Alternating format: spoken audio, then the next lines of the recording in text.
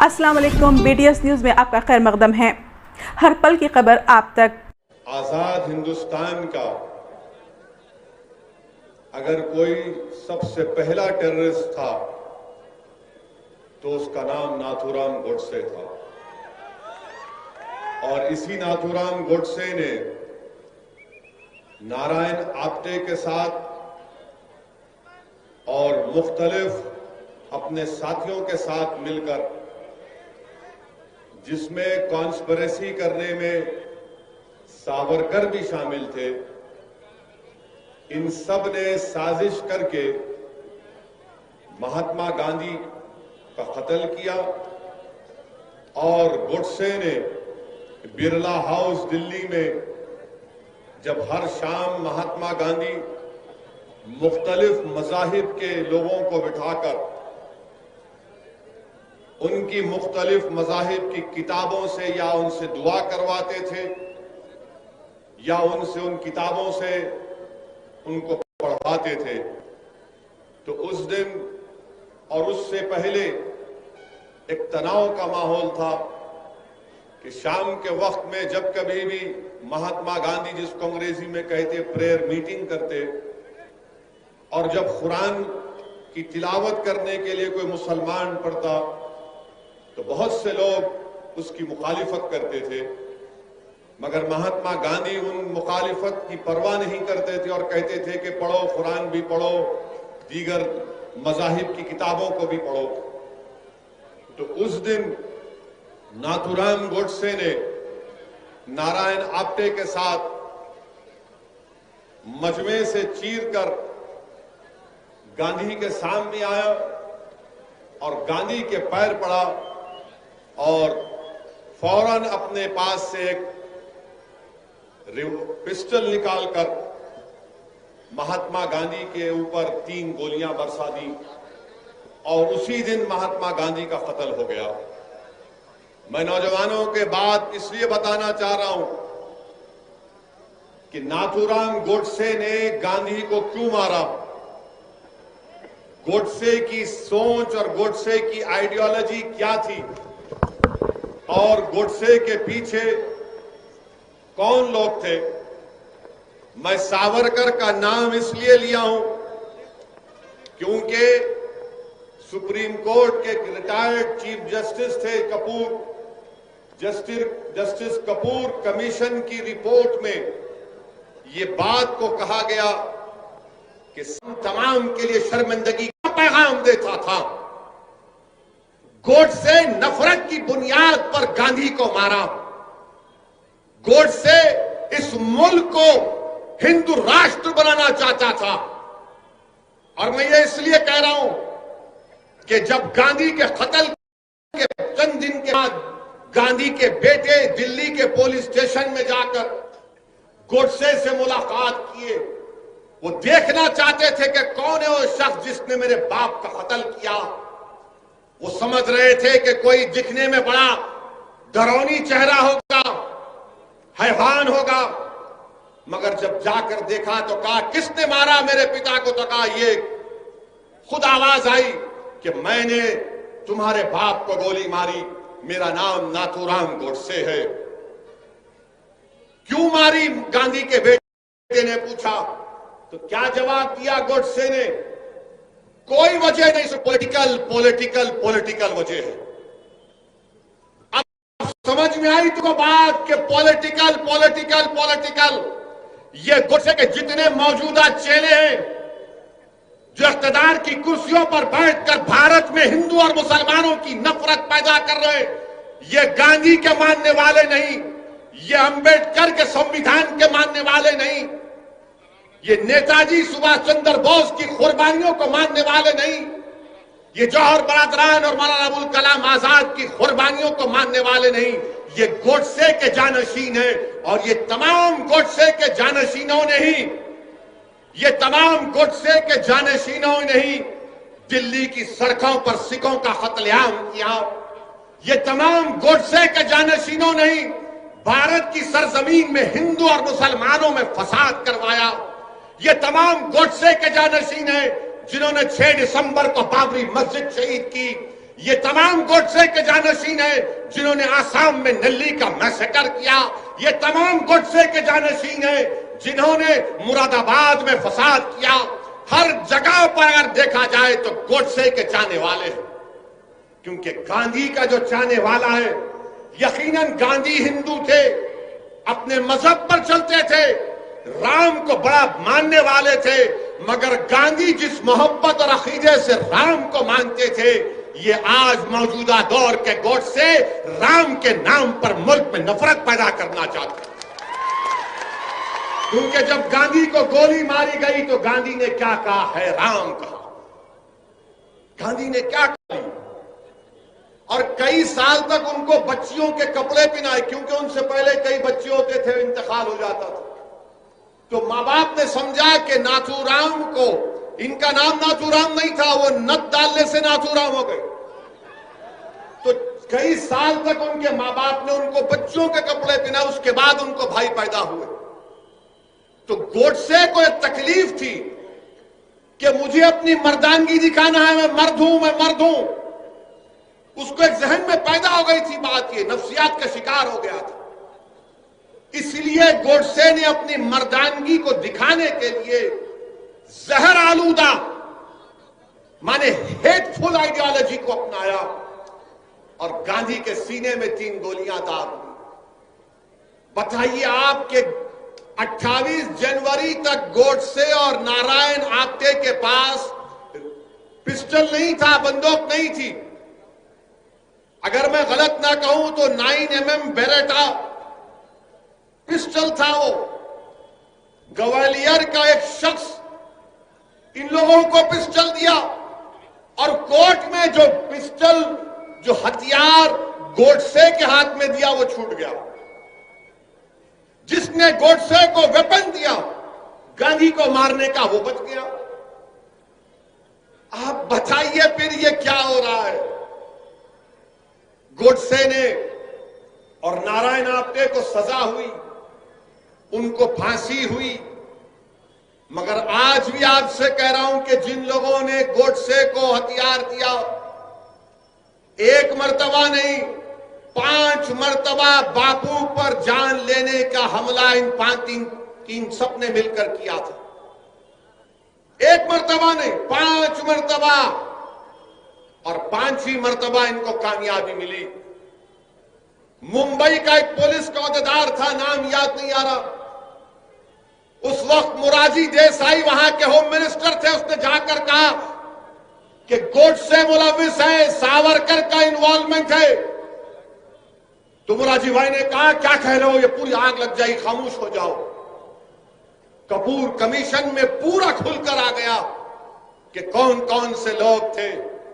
मेरे अजीज दोस्तों और बुजुर्गों, अगर आज भी भारत में गांधी से मोहब्बत करने वाले हैं तो याद रखो, मैं तुमसे कह रहा हूं, या तो ये देश अंबेडकर के बना हुए संविधान पर चलेगा, ये देश गांधी की क्या कर रहे हैं आप मुस्लिम बहनों पर जुल्म कर रहे हैं, उनको कुचला जा रहा है, दबाया जा रहा है, आप क्यों साथ दे रहे हैं?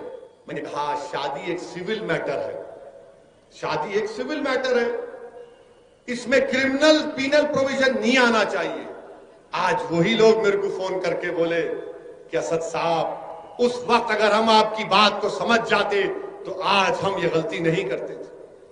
शादी कोई भी किससे भी कर सकता है, कौन रोक सकता भाई?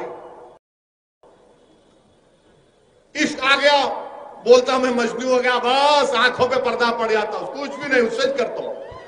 अब्बा बोलते, नाना बोलते, दादी बोलते, अम्मा बोलते, देख तेरा दूध माफ नहीं करूंगी, नहीं बोलता अम्मा बाद में माफ कर, पहले शादी करा दे।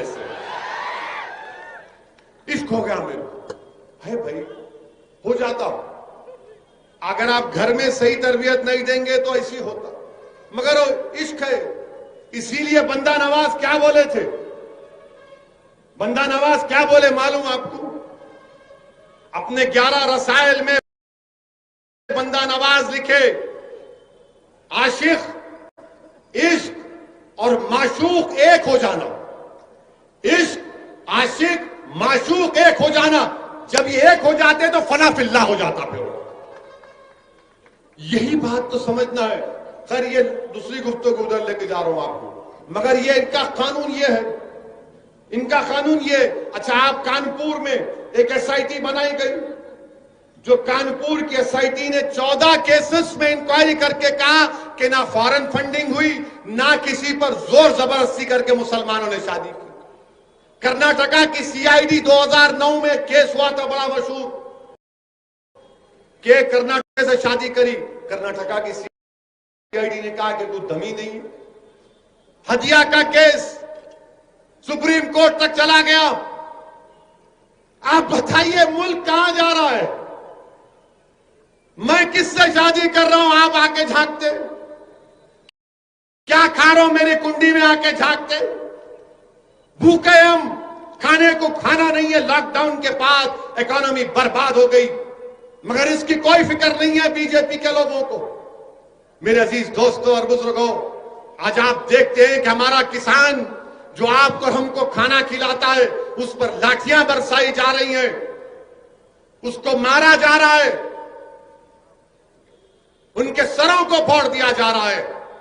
मैं गुलबर्गा की इस मुबारक सरजमीन से सिंगूर के किसानों को पैगाम दे रहा हूं। असदुद्दीन ओवैसी का तारुफ यह है, सुनो, मैं किसी तारीफ का मोहताज नहीं हूं। मैं पाक रसूल मोहम्मद सल्लल्लाहु अलैहि वसल्लम के दर का कुत्ता हूं। ये मेरी तारीफ और तारुफ है। मुझे किसी की तारीफ या हिमायत या वाहवाह की जरूरत नहीं है। मैंने हमेशा कहा और आज भी कह रहा हूं कि अल्लाह सुब्हानहू तआला ने अपने हबीबे पाक सल्लल्लाहु अलैहि वसल्लम के सदक़े और तुफैल में मुझे इतनी इज्जत दी कि मैं कभी सोच भी नहीं सकता था कि मैं उस मुकाम पर पहुंचूंगा। मेरे अजीज दोस्तों और बुजुर्गों, लगाएंगे नारा, आखिर में लगाएंगे, बहुत लगाएंगे, लगाएंगे, लगाएंगे।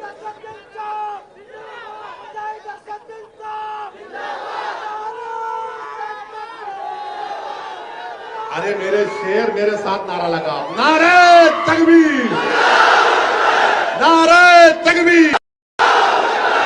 अब एक और नारा लगाना है, वो किसानों तक जाना। लड़ रहे मोदी के खिलाफ सिंगूर बॉर्डर पर, मेरे शेरों लगाएंगे नारा आप तो लगाओ। हिंदुस्तान, भारत, भारत। जरा जोर से पुकारो, ऐसा नहीं होता अभी से तुम हाँ हाँ कर रहे, हाँप रहे क्या? पूरी ताकत के साथ पूरा हिल जाना। भारत, भारत का किसान, भारत का किसान, भारत का किसान। आप बैठो। ये मजा नहीं आता कांग्रेस दूसरी पार्टियों में, अपने पास ही चलता ये मिर्ची है ना यहां पर। मजलिस से मुखालिफत, हम बिहार में इलेक्शन लड़े, बिहार में इलेक्शन 20 सीट पर लड़े, 20 सीट पर हम इलेक्शन लड़े। अच्छा, पहले बिहार से पहले कर्नाटका असेंबली के इलेक्शन में हम कुमारस्वामी और देवेगौड़ा साहब की तायीद करें। ये हमारे को नहीं मालूम था तायीद करे। जब उन्होंने सीएम बन रहे थे, मैं मुल्क से बाहर था, उम्रा करने जा रहा था। बोले आप आओ, मेला मैं नहीं आता। बोले क्यों नहीं आते? मेला मैं डाइस पे नहीं खड़े रहता, एक से एक हमा किस्म के लोग बैठे, मैं नहीं आ सकता। और आप बहुत बड़ी गलती कर रहे कुमारस्वामी, कांग्रेस के साथ जाकर आप पछताएंगे, याद रखना। गए, मगर आप देखे तो क्या है, कुमारस्वामी भी बीजेपी के साथ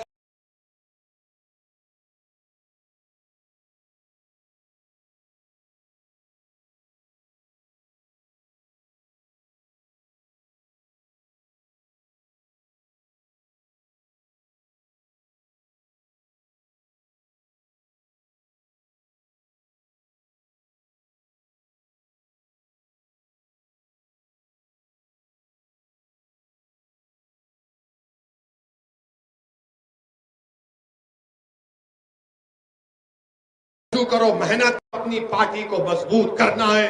और मुझे यकीन है कि इंशाअल्लाह ताला जिस तरह बिहार में मजलिस को कामयाबी मिली, मुझे यकीन है कि इंशाअल्लाह ताला मुल्क के कोने कोने में, खास तौर से कर्नाटका में मजलिस को आप अपनी दुआओं से, अपनी मोहब्बतों से नवाज कर मजलिस को कामयाब और कामरान करेंगे। मेरे अजीज दोस्तों और बुजुर्गों, यहां पर बीजेपी की हुकूमत एक नया कानून पास कर दिए कि पहले गाय कशी पर कानून था, अब तो बोले कि कुछ भी नहीं कटना, कटना ही नहीं कहते, कुछ भी नहीं काटना, काटना ही नहीं। अच्छा, क्या कानून बनाए? मैं देख रहा था, गाड़ी में आते आते पढ़ रहा था, अजीब व गरीब कानून बनाए। चीफ मिनिस्टर कर्नाटक का क्या कानून, क्या मजा नहीं आ रहा, खाने में बोल रहे हो, बोलता हूं उस पर भी आते हैं तुम, अब दिमाग खोल दी मेरा, तहारी बोलते हो।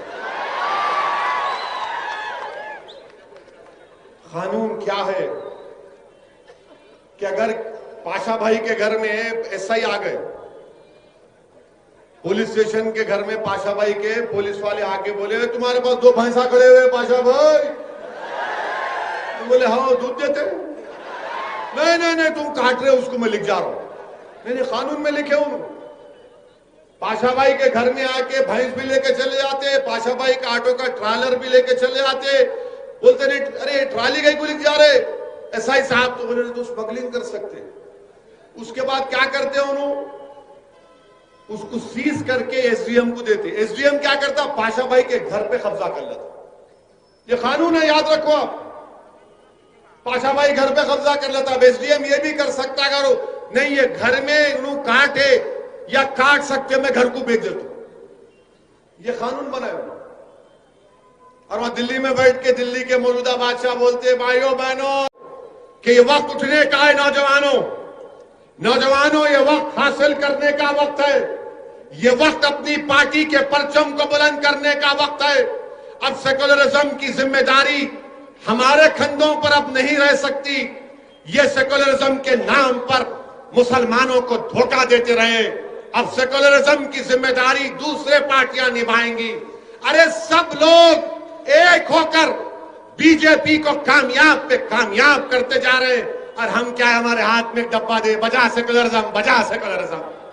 कोई सेकुलरिज्म को बजाने की जरूरत नहीं है, आपकी पार्टी आपके पास है, इस पार्टी को मजबूत करिए। और इंशाअल्लाह ताला मुझे यकीनन वो दिन नजर आ रहा है कि जब गुलबर्गा में मरहूम कमरुल इस्लाम साहब की कमी को आप ही के दरमियान से कोई एक मर्द मुजाहिद उठेगा और उस कमी को पूरा करेगा, वो मरहूम का सही मानों में जानशीन बनेगा। असदुद्दीन ओवैसी सिर्फ आपको इस बात की तरफ तवज्जो दिलाने के लिए आया है कि अपनी पार्टी को मजबूत करिए, अपनी पार्टी को कामयाब करिए, मुत्तहिद रहिए, डरने और घबराने की जरूरत नहीं है। लोग तुमसे आकर डराएंगे, लोग तुमसे आकर लाखों बातें करेंगे। लोग मुझसे पूछते कि तुम्हारे को बहुत से लोग डराते, तुमको लोग क्या क्या नहीं कह देते। मेरे अजीज दोस्तों और बुजुर्गों, याद रखो, किसी शायर ने बड़ा अच्छा कहा था कि शाहों के तकब्बुर से भी दबकर ना रहा मैं। किसी शायर ने कहा कि शाहों के तकब्बुर से भी दबकर ना रहा मैं, किस बार गाए खास का आखिर हूं गदा मैं। याद रखो, हम तमाम मोहम्मद मुस्तफा सल्लल्लाहु अलैहि वसल्लम के उम्मती हैं। हमारे लिए अल्लाह काफी है, हमारे लिए अल्लाह काफी है। अल्लाह जमीन व आसमान का मालिक है, अल्लाह जमीन व आसमान का खालिक है। आसमानों से बारिश बरसाने वाला अल्लाह है, सूरज और चांद को निकालने वाला अल्लाह है। अल्लाह हमारा मुहाफिज है। अल्लाह पे खूब तवक्कल करो नौजवानों, अल्लाह की जात पर तवक्कल करो, अपने आप में एतमाद को पैदा करो, अपने आप में कुव्वत को पैदा करो, जमहूरियत के तकाजों को समझो, जमात को मजबूत करो और जमात के परचम को लेकर आगे बढ़ो। इंशाअल्लाह ताला हम कर्नाटका में गुलबर्गा में एक नई तारीख रकम करेंगे। इसी के साथ ही हमारा खबरनामा इख्तिताम पर पहुंचता है। दुआ और उम्मीद यही कि आप जहाँ कहीं भी हों खैर आफियत से हों, आपकी हर सू खुशगवार हो और हर खुशगवार सू का अंजाम बखैर हो। इन्हीं दुआओं के साथ मुझे और मेरी टीम को दीजिए इजाज़त। सब्सक्राइब एंड लाइक कीजिए BTS न्यूज़ पर। अल्लाह हाफ़िज़।